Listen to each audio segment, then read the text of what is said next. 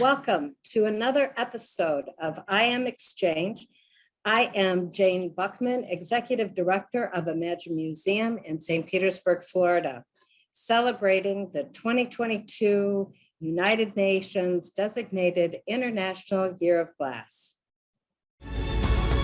Glass allows us to see in and out and invites us to imagine. Imagine Museum, Contemporary Glass Art. All right, there we go. That's our little header that we put in a lot of our social media as we promote this International Year of Glass. So it in recognition of Father's Day, and welcome to all who have joined us on this Zoom. We have invited one of the leading experts in the area of contemporary glass arts from around the world, Habatat Galleries founder, Ferd Hampson. Ferd was one of the first gallery owners to focus on American studio glass artworks in America.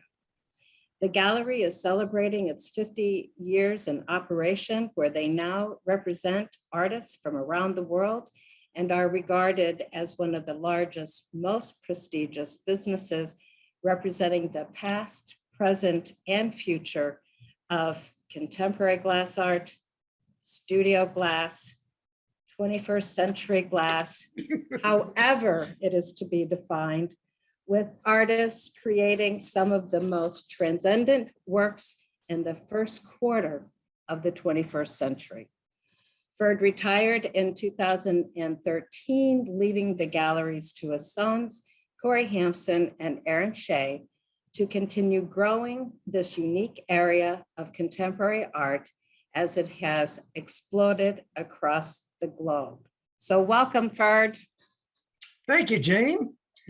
I'm waiting for my first question. Well, it's ready. So we're going to start at the beginning. So talk a little bit about how did Habatat Galleries, how did that concept, how did that come into being?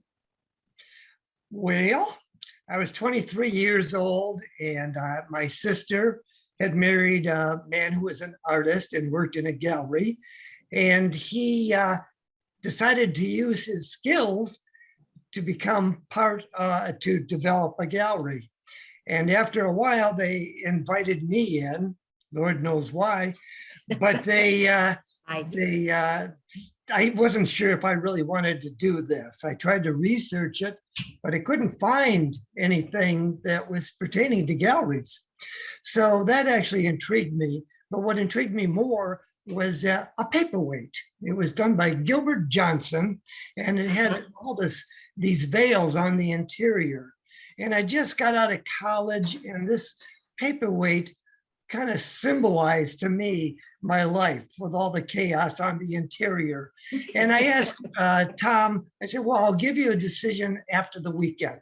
I'm going to take this paperweight, I'm going to take it and put it in my pocket, and I'm going to look at it occasionally and make a decision.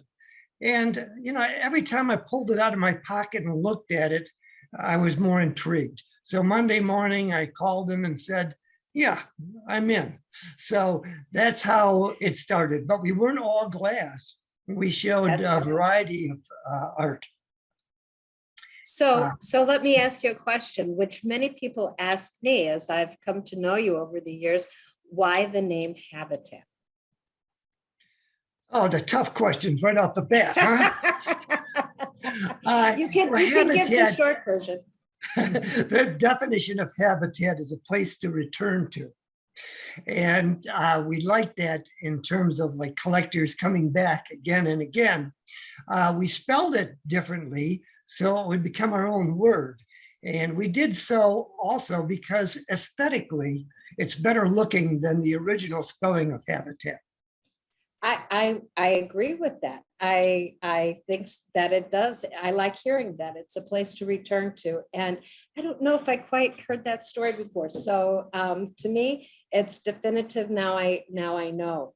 So talk about then when you were beginning, it was glass, but other materials. Then how did it become more refined to the idea of glass? Well, I would say the beginning of it was a trip to California, to the Richmond Arts Center. And I walked in and there was a glass show there. And it was called a carry your own glass show. In other words, if you could bring the piece in and then when the show was over, pick it up, you could be in the exhibit. So it was very, very tightly juried. And but what was interesting is that some of the names that were very familiar later on were in this show, like Marvin Leposky and John Lewis. Wow. And on the way home on the plane, I started looking at or thinking about this and remembering the different pieces I saw. And I thought, God, this would be very interesting to do a national glass show, because I knew Center for Creative Studies had a glass program and I knew Toledo did. So in my thorough naivety, I put together about 15 artists thinking I'd canvassed the entire country. So that first show, though, brought all sorts of people because, prior to this, there wasn't any glass shown in galleries, really. They were showing in craft shops. They were exhibited in art fairs. So a lot of people came and had suggestions of other people that we should invite. So the following year, after keeping copious notes, I invited over 50 people to the exhibition. Now you have to understand at that time, almost everyone worked in a vessel format. So we could show them all on shelves and in displays that we would never think of displaying today. They could carry them in and carry them home too, right? I know, in our show, we actually shipped. Go ahead. So early on, I know you had asked me about some significant points during the early years of Habatat.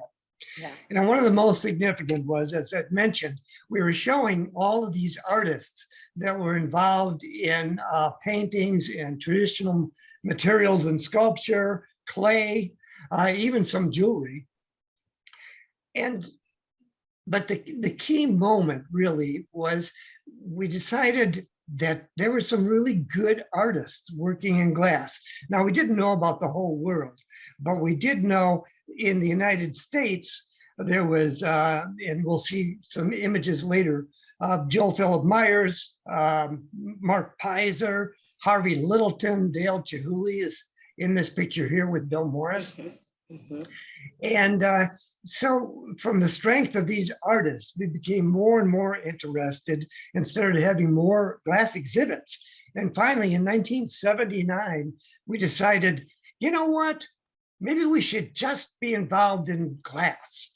Mm-hmm. And a funny story is my partner would come in one day and say, let's do this. Let's just get involved in glass. I say, what? Are you nuts? We have to throw away 85% of our business. We only had 15% of our revenue came from glass. So, okay. But then I think about it and I'd come in the next day and say, Tom, I think you're right. So what, are you nuts?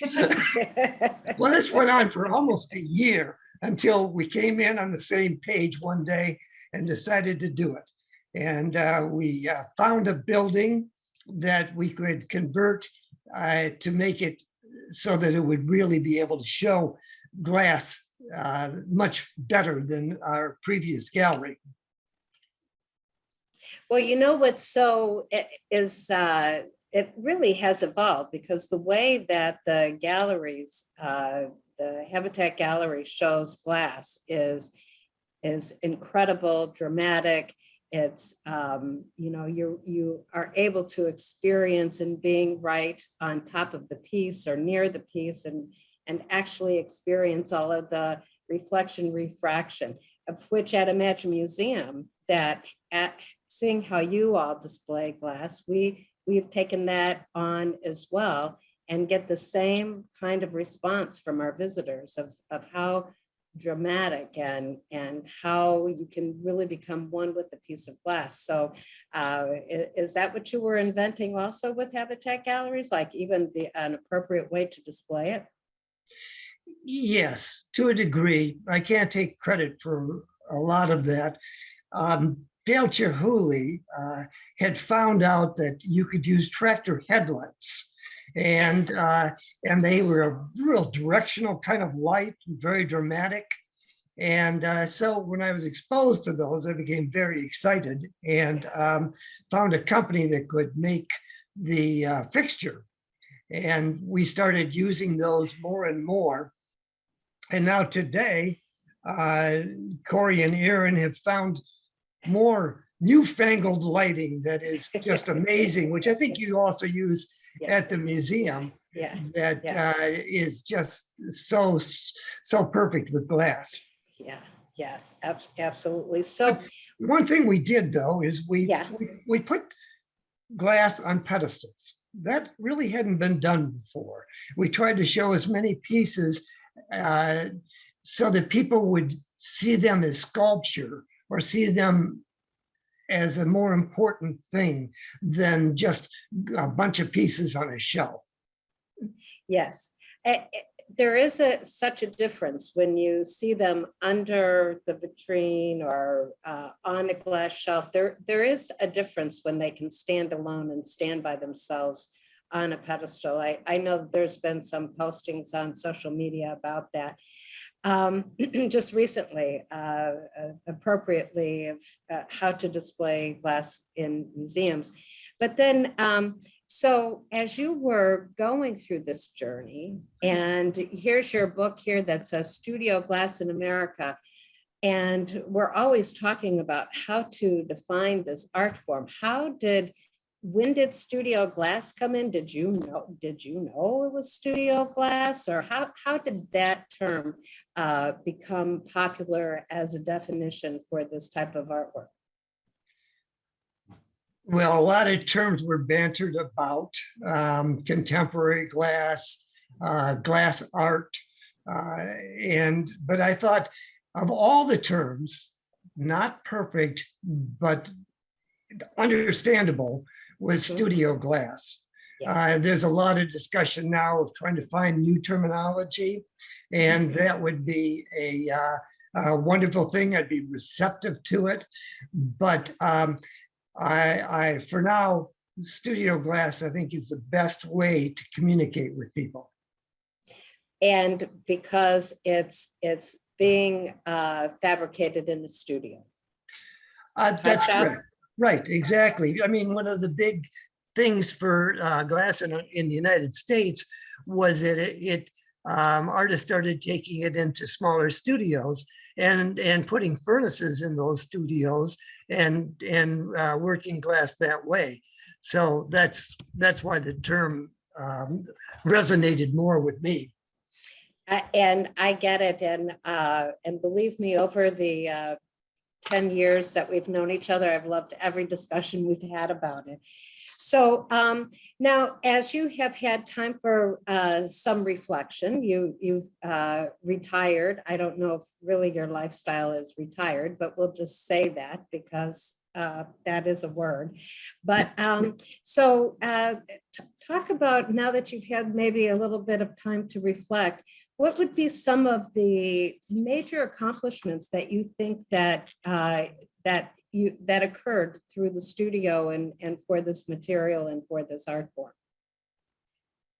And we have this, we're right on with the book, with the catalog. Yeah, this first image here is of an exhibition that we did in China. And it was done in 2001 at the New Millennium Museum in Beijing and the Shanghai Museum of Fine Arts, very prestigious museums. It brought over a million people to see the exhibits. And what was kind of amazing is that they charged $7 a person. So I really wish I would have had the gate on this one, but I didn't. And I worked with Loretta Yang and Shang Yi, two actually Taiwanese artists, and we'll see an image later. I'll talk a little bit more about them. But we put together this exhibit that was comprised of like 248 pieces from around the world. Wow. And in part, what I realized after we had been developing this exhibit is that we were like the pawns for a larger idea, and that was the Olympics. China was in the process of trying to get the Olympics, and they wanted to show as many multinational things that they could do. And one of them would be a multinational art exhibition. And that's where we were called upon. Mhm. Now, this happened to be the first multinational art exhibition since 1949 in China. Wow. So that was quite an honor. It would have been nice if they had just chosen us without the Olympics, but you take it where you can. Yeah, that's right. Yep, absolutely. So then I'm focused on shipping 249 pieces to China, but I also love this artist that you have in this next slide. So continue talking about China and the representation of this particular artist you have. A little side note, when you mentioned shipping, 9/11 occurred while the exhibition was in place. Trying to get that exhibition back because no insurance company would insure it. And I thought, well, maybe this is kind of like the demise of Habitat, unfortunately. Oh my. But we were able to actually get it back by boat. And every piece arrived safely, which was amazing. This is a Loretta Yang, an image of Loretta Yang. Yes. Loretta Yang was a very famous Taiwanese movie star, but she was known all through China. And her husband, Chang Yi, was a very famous director. They both won what was equivalent to the Academy Award in this country for their filmmaking and also for her acting. So in part, what opened up in China, and we met with some very significant people there, like the cultural minister of China. And I think part of it was because she's a movie star. Everyone wants to meet a movie star. They didn't necessarily care about meeting me, but she was something very special. Yes. And they were great collaborators on this exhibition. And then, so I remember when I was down with Ringling College on Longboat Key, you had some of her larger works then at that time that you brought in and exhibited down there. They were fantastic pieces. Oh yeah, yeah. They are amazing people. They employ over 1,000 people, and they have. I'm going to guess the numbers now, but probably 40 galleries. One of them happens to be in the Forbidden City, which is absolutely amazing. Yes, absolutely.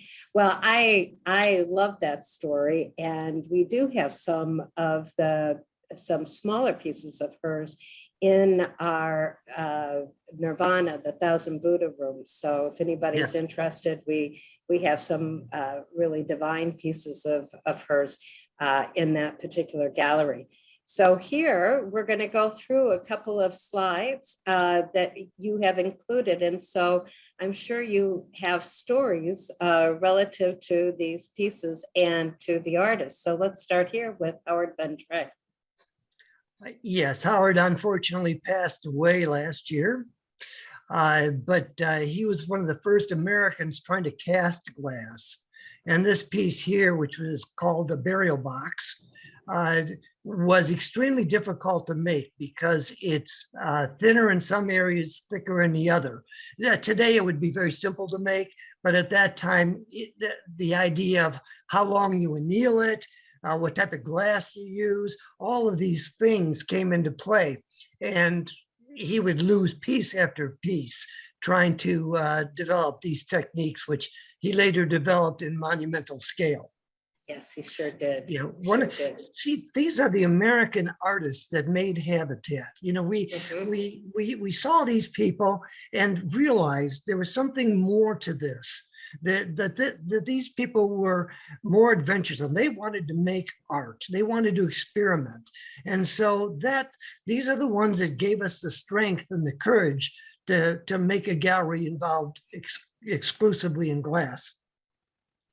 I'm just amazed, and we can move on to the next slide, but what astounds me as I continue to research and to study is how much experimentation and what the artists that were working in, and let's just say 20th century now, but what they had to overcome to really find expression in the glass. It's just incredible. And I love hearing Yeah. you talk about it. And Yeah, so so, true. yeah, talk about Mark here. Yeah, this is a piece by Mark Pizer from that same era where we're trying to decide whether to get more involved in glass or not.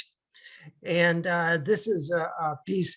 He would work in front of the furnace for like 11 hours, dotting these glass rods onto the surface of molten glass. And it was really confounding to watch him work because the piece was all red, as hot glass is. And when he dotted onto the surface, it too was red. And it was like, how do you do that? So he did some remarkable work. And again, another one of the Americans that stand out in my mind is a good reason to be involved completely in glass. We do have some of his early work on display also at the museum, and it is important to really lean in and look at those pieces to really think about what they had to overcome, even with the material, with the heat, with the color, in order Glass to compatibility. Yeah. Oh my yeah, God. all of it. So Yeah. let's go on to Joel. Yeah, Phillip Myers was another one of those artists that was very important for us because a lot of people were making vessels, and you know, glass is so seductive. You make something out of it and say, "Wow, that looks really nice. That's very pretty." Yeah. But Joe really took the time to analyze what he was going to do with the surfaces of glass, and he would develop these various techniques of applying the glass to the surface of the molten glass, and then cut away either by sandblasting or acid polishing, and develop these beautiful paintings on glass. You know what I love about these pieces also, when you think about the art, the paintings at the time, what was really happening at the time, that even though that the artists were working with this particular material, I still think that what they're trying to integrate in their works is really reflections of their time, commentary about who and what they are and working with this material. And I think it comes through very obvious in his work and the work that we have with his, at the museum. So on to the next slide. This is in 1987. We changed the National Glass Exhibition, which had been on since 1972, and made it an international. And it was a very exciting time. We were actually starting to show different artists, Pavel Holava and the Lubinskis, Klaus Moyer, a variety of different people. But we also started showing Erwin Eisch from Germany. And Eisch was very important to the United States because Harvey Littleton, who's considered the father of studio glass in America, was sometimes a bit structured and didn't communicate as well with the students. But being aware of that, he would occasionally bring Erwin Eisch over. And at one time he described Eisch as the poetry to the glass. And Eisch had a very strong influence on a lot of people because it was like, what can you do with it, you know? And do you have to make it pretty? No, you don't. And Eisch I have great respect for him. Again, he passed away I believe, earlier this year. So just traveling in this last week or so, there was a table behind my group, and they were from Germany, and they were saying that Erwin Eisch is the father of studio glass, which, made people at my table want to go and join the table next door and, and start having conversations. So yes, I think he had a very powerful influence, and we do know, and Habatat represents artists that still are very influenced by Erwin. So I'm happy you included him. So why don't we go on to the next slide? This is Klaus Moyer, another German artist. But in 1983, he decided that he was going to move to Australia. And part of it, he was concerned about mankind, that we could blow each other up with all of our nuclear weapons. And he felt that Australia was safer for his new family. And his influence in Australia was absolutely extraordinary. And I was worried about him going over there because I said, at that time, you can blow glass, you can cast glass, you can laminate glass. Well, he's using a fusing technique. And this technique was, I thought, rather limiting. But if you look at Australia today and the number of people that use fused glass in so many different ways, that you can see his influence. But he also is a very flexible human being, and would encourage artists to work in a variety of different ways, because he didn't want the artists to look like him. He wanted them to be artists on their own. God, this is getting ridiculous. He's passed away too. But it's what they have left behind is pretty incredible. And that's really true, Jane. I mean, what a wonderful legacy that they have. Yes. And how many artists that we know working in Australia now, and even ones that are leaving the United States to go live in Australia for whatever purposes, but primarily because they want to work with the glass there, So, and talk about your relationship with this couple. Well, of course, they're both dead. Stop it.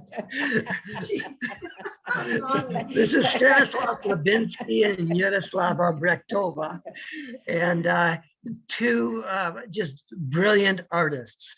Stanislav Lebinsky was a professor and taught many of the artists. One time, I was told that any artist working in glass under 55 years of age was taught by Lebinsky.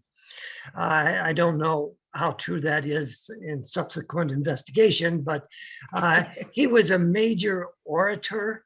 And I just remember one story a student told me. He said he went on this beautiful soliloquy, talking, and it was just so informative, so brilliant. And at the end of it, he said, and some of that is true.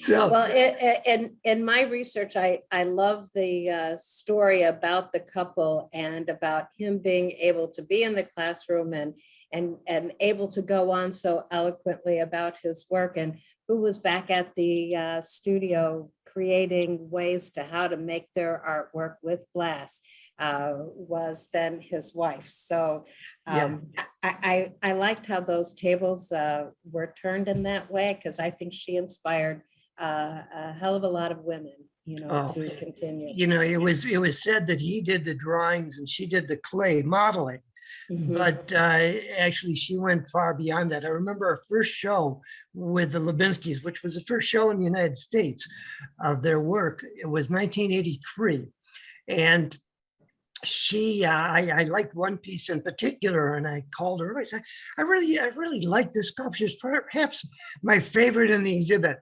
And she said, "Oh, Well, thank you. I designed that one. So she did more than just the clay models, no question. Yes, And this is yes. proof of it. This is a piece that the Imagine Museum has Yeah. in blue, Yes, right? yes, yes. This Not is, arrived yet, but we have it. It's not arrived yet, but I believe it's it's good. called the blue eye of the Yeah. pyramid Mhm. because, no, I'm kidding. Mhm. This is the green eye of the pyramid.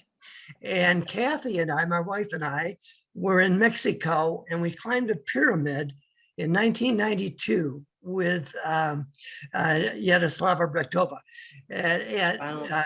Stanislav was not with us at that time. But reflecting back about 6 months later, that's when the green eye of the pyramid came about. So we could see Wow. the direct influence and that she was the actual impetus for making this piece. Wow. Great story, Ferd. That is a fabulous story. Hadn't heard that one, and now I'll use it as we take people around the museum. So thank you. Of course, some of So- this might be true. Well, Just just- kidding. we're sharing information here. And now back to Italy. Yes, Livio Seguso, an extraordinary artist who lives in Venice and has a studio there. He's in his 80s now and still working. The Glass Art Society gave him an award last year before, I think it was, as you know, for his lifetime achievement. This is one of his sculptures in the background. And you think, why, my goodness, this man is casting glass where everybody else in Venice is blowing glass. But the reality is he's blowing these pieces too and assembling them. And so they are actually done on the end of a blowpipe to begin with. So yeah, he really developed his own set of aesthetics and his own way of working with the material. And we too, I'm proud to say, had the first exhibit of Livio Seguso in the United States. Well, and you know the collection that we have here, and it is extraordinary. Walking through it, it's a feat with the glass, but then also by composition, by just the asymmetry he uses in his work. It's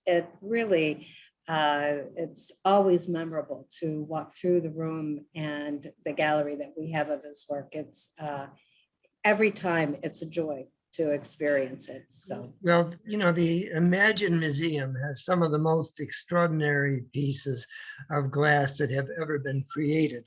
And it's magical walking into the Imagine Museum. And I'm sure, I know people are talking about it more and more, and very, very impressive.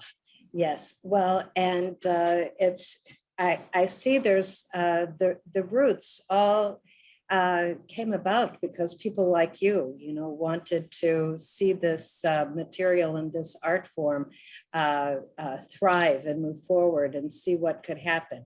It didn't stay with the factories. The artists took over.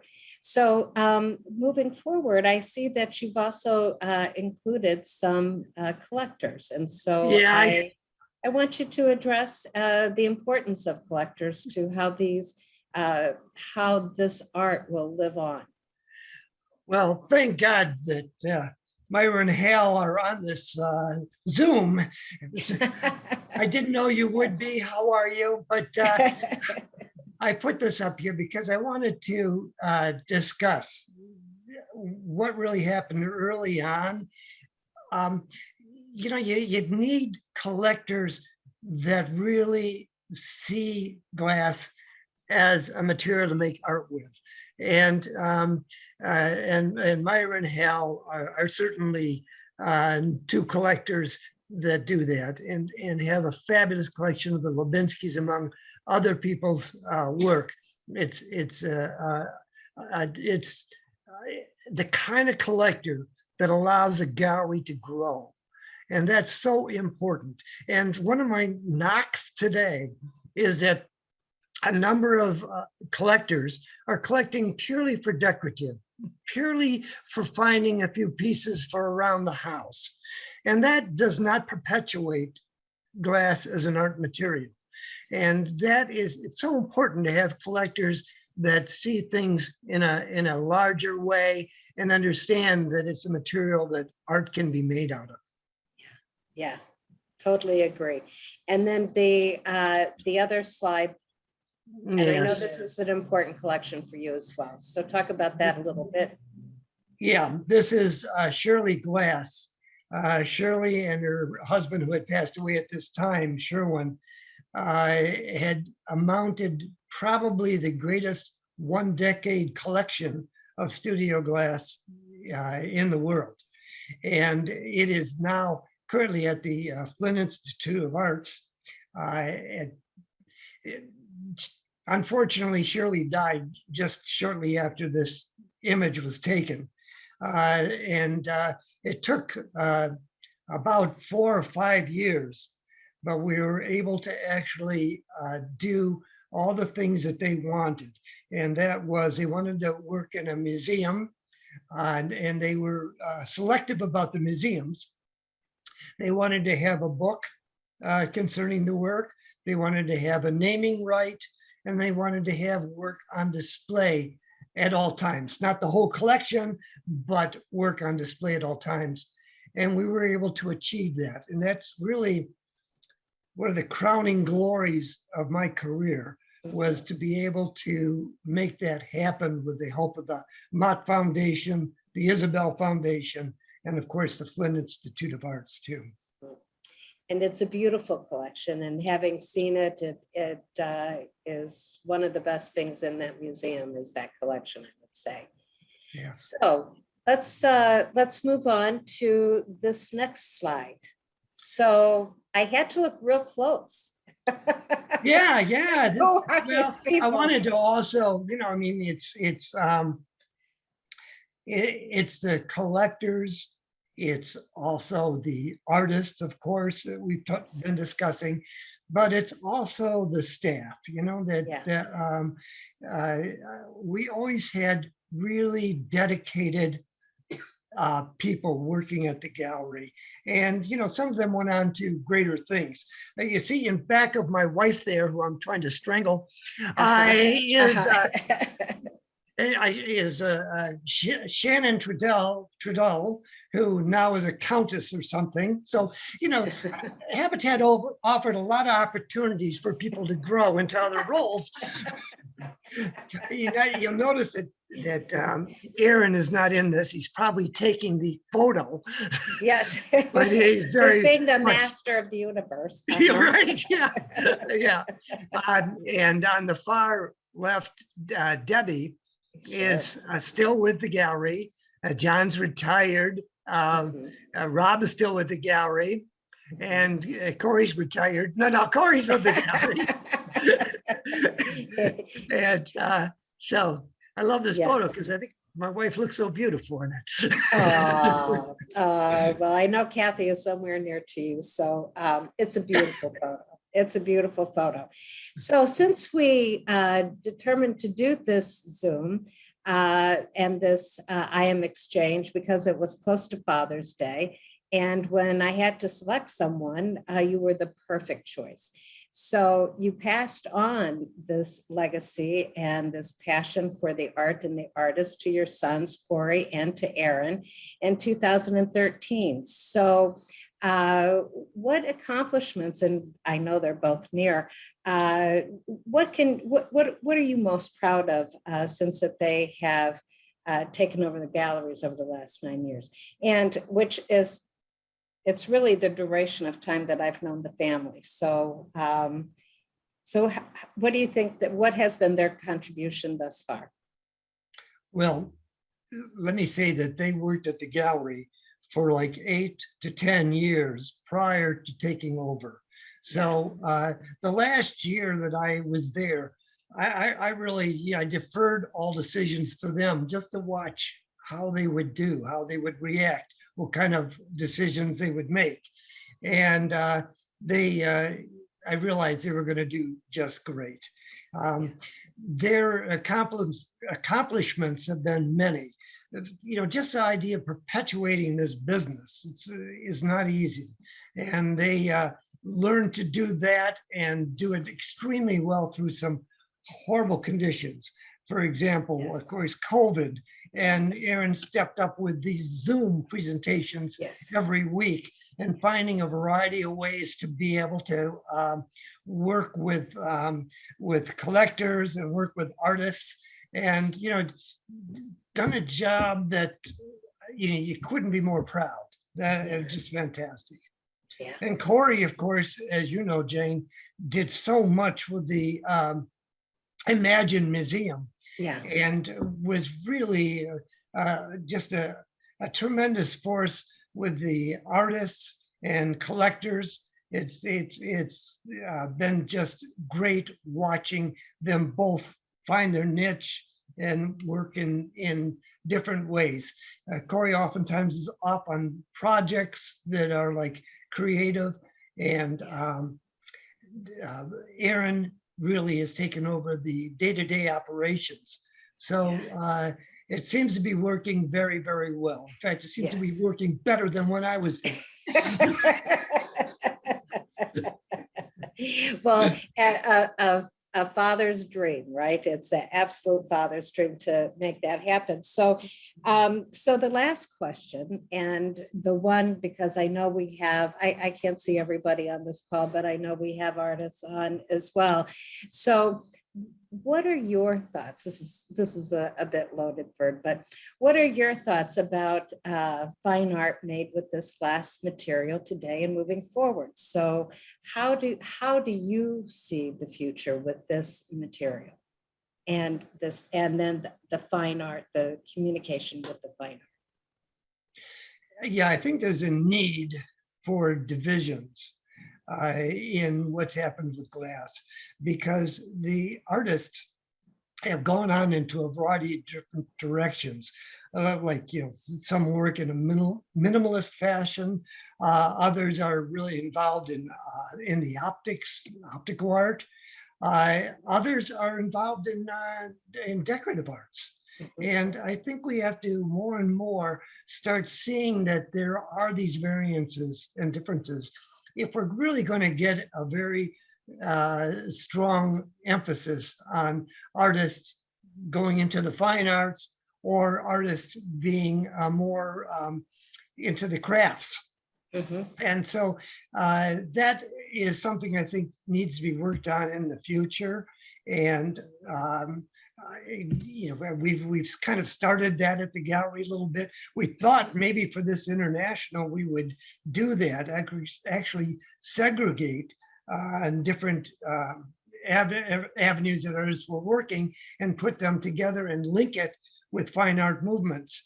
And we kind of did it on paper, but we did not do it in setting up the gallery, because you got like 2 weeks to set up 400 or 500 pieces. And I know, I know, kind of rather tough. But when you made that on paper, when you made those categories on paper, did the lines start to become blurry though, between really separating between those categories that you just defined? Oh, absolutely. But if you look at any fine art movement, you see things shoehorned in because they don't quite fit. And the reason why is you have a lot of creative people working in different ways. And so consequently, they're going outside the box and doing their thing. And then it's up to art critics to say, well, no, if we jam him in this way, and I'm sure he was thinking of this. So that's a big deal. Yeah, yes. Well, the way that I look at it also, that we are so much in the beginning of this new century. And myself, having the pleasure of operating this museum, I see how people react. And although I might, you know, for maybe marketing purposes, try to find some level of label so people understand what this is, but I wish I could really just bottle when people walk up to a sculpture that is made of glass and to capture their reaction, because that's what it is. I don't know. There's a transcendent something going on between the person experiencing the work and the work itself. So I don't know what to call that. Aha, because usually it's really about you know, the jaw drop and like, oh my God, you know, is always the expression. Had no idea. So Yeah. I think we're on to something. Just it might be tough to figure out what that might be, how to define it. But I'm still on the quest, and I'm happier to be on this journey with you. Also, Ferd, that you were the first person for me to really introduce me to this world, and it's been a pleasure ever since. So you're always in my heart for our collaborations. So I'm just wondering, in our audience, is there any questions that you might have for Ferd? And I'm going to leave it to Kurt and Natalia to let me know if anything has come up. Well, not so much a question as a comment. Hal and I were very fortunate to meet Ferd in the early 1900s, and we've been 1990s, she means. It's amazing he's still here. Just We're not seems that and we've become such good friends, and he and his whole family have enlightened our lives. But the introduction to glass was magical, and it remains magical for us. The artists keep on astounding us with their newer works, with the advancement that's been made in the field. And Ferd is still there, leading the way and showing us how to enjoy. Yeah, and I would just add that when we started, we were interested in sculpture and we were interested in glass, but we didn't know that there was such a thing as studio glass. Working with Ferd has just been such a pleasure because he's like some gallery owners. He's not just a salesman at all. He's just easygoing. He's interested in educating. He kept us from buying things that we shouldn't buy, and steered us toward other things that we should look at more seriously. It was fortuitous that we happened upon him, and it certainly has been one of the highlights of our lives. Thank you, Ferd. Yes. Thank you. Yes. That's wonderful. very And yes. I think that sentiment is probably shared by many people, Ferd, and I know that to be true, as they have told me about it and talked about you. And it's all good, really. It's all positive. So it's all good. So are there any other questions or comments? Well, definitely another comment, if you don't mind. Hi, Peter. Hi. So Hal just said working with Ferd. So as an artist working with Ferd, I had several experiences before I actually got to know the guy a little better. And working with Ferd was always fun. It was always great. And I'm delighted to say that your two boys are just, you know, staying in that lovely kindness and flexibility that I believe makes a great gallery people, you know, being flexible, being willing to think with you and to look for the next opportunity to do something grand, to do something really beautiful. So I thank you very much for that, Ferd. but I also want to say that we've had so much fun together, and it's always been such a blessing to just hang out and get drunk and talk stuff, and just have a really good time together. You're Absolutely. You're a wonderful friend. You and Kathy both. Thank Great you. memories and more to come. Yes, Absolutely. Yes. Great. Jane, I got a Yes. comment. Dan here. Oh, hi, Dan. Hi, Jane. First of all, I'm so glad an image of mine wasn't in the presentation because I would have been on the other side of things. So I'm just telling you, I'm here raring to go. To that question about fine art, sculpture, design, decorative, the glass movement opened up glass as a material to the big fine art world, like that blue chip world. Yeah. And I'm somebody who makes not much of my living anymore doing that, but I still am really interested in engaging other artists, especially out of the, and could I share my screen and just show you something I've been working on for 6 months for somebody? Is that okay? Ferd, are you okay? No. Cut this guy up. No. It'll take 2 seconds. No. Do you see this? No. There you go. No. Oh, Do you see this? Yes. yes. Well, it's Yes. steel and that's latex rubber. And Yes. that's like 18 inches. And I got hired to make that thing over 3-4 feet in glass. Yes. And it's breaking. It's just so crazy to make. It's really crazy to make in glass. It's a big slump job. But I just wanted to point out, and now I'll stop sharing, that these assignments are from people who don't understand the material in any way. And Ferd, part of what you were so successful in building was to build this use of glass that has just spread and spread and spread.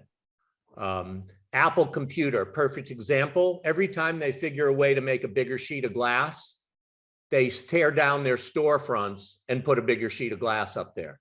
And while that's industrial glass, it all mixes together. So it's I think what the glass movement did and continues to do is enhance what's happening even outside of what we do. Peter, you want to weigh in on that for 1 quick second? Yeah, I just needed to unmute myself. Thank you, Dan, because I think it's really important what you're saying. And what I find, which is very intriguing, many of the original studio glass artists had no knowledge of glass or very little. And what I think what made it so productive was that they weren't already in the knowing, because as you well know, when you know about glass, you can get trapped into a certain technique or a certain approach. And what you're doing right now, Dan, and what you showed is what I see at Lachowski Studio as well. Designers and artists are intrigued with the material and they want to work with it. They have no clue what they're doing. And that's so refreshing because they have no clue.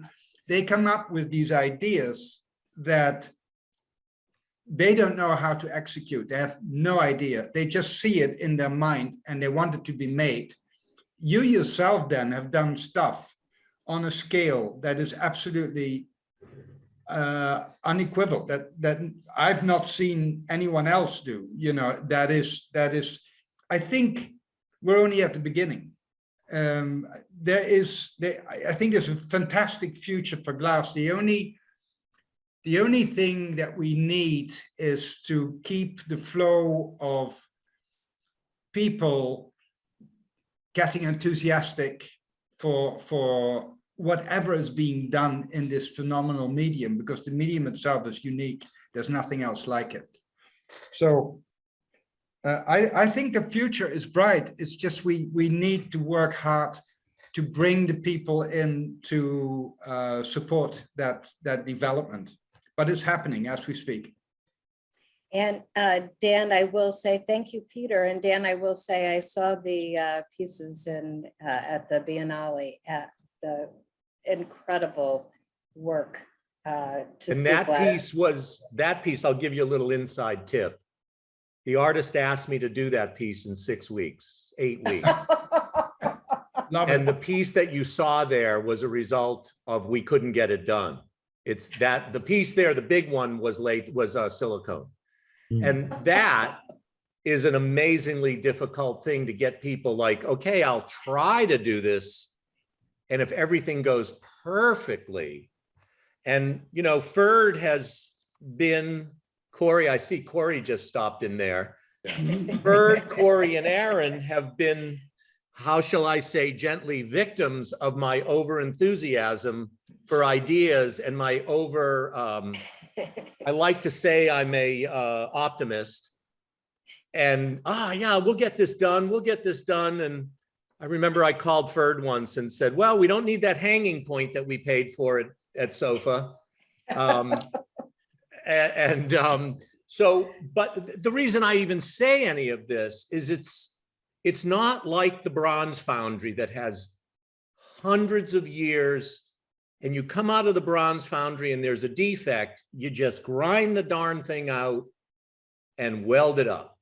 Mhm. And with glass, it's a killer, difficult material, especially making things not just of scale, but of ways that aren't natural for the material to maybe want to behave at scale. So, and I think that I just want to kick it back to thanking Ferd in that, you know, I think Habatat was bold throughout all those years, throughout all these years now, but I'm really considering these years that we were all growing up. Mhm. And it was certainly a risky time for everybody to say, how would this pan out? I remember the Howard Bendrey story of in the beginnings of doing his casting at Superglass in New York. And I think, Howard, correct me, but I think the first time they went down and everything was cracked. And, you know, months of annealing, but that was because there was this learning curve. And Yeah. Yes. Right. so Yes. anyway, I thank the Habatat family, and I got some new info today, Ferd, especially over who's living and who's dead. Don't get on my list. But thank you very much. Thanks, Dan. And if there are there any other comments that we can share? And if not, Ferd, I see Kathy, Corey, Aaron. I know there's other people that are sharing on this Zoom. Thank you. And really, this was all instigated by Father's Day. And then, so thanks for being a terrific father, Ferd, and having these two sons. I know. Yeah. For today. For today. And really what you have done with the gallery and what your sons have done, Corey and Aaron. And I know I'm blessed by knowing you all and by you taking me into your glass circle. And I couldn't have been happier with that exchange. And so thank you all for joining us today. Ferd, any last comments? Well, I just want to thank you, Jane. And, you know, you've done so much more and been so much better and embraced what happened with glass to a point where look where you're at. Yes, yes, yes. It's great. Yes, we're all in this together. I see it and still pushing this material forward. So happy Father's Day to everyone. We'll sign off and then we'll do a commercial here for our Father's Day specials at the museum. Thanks for sharing all of your stories, and we'll see you all the next time. Happy Father's Day, Ferd. Bye-bye. Thank you. So long. Bye-bye. Yeah.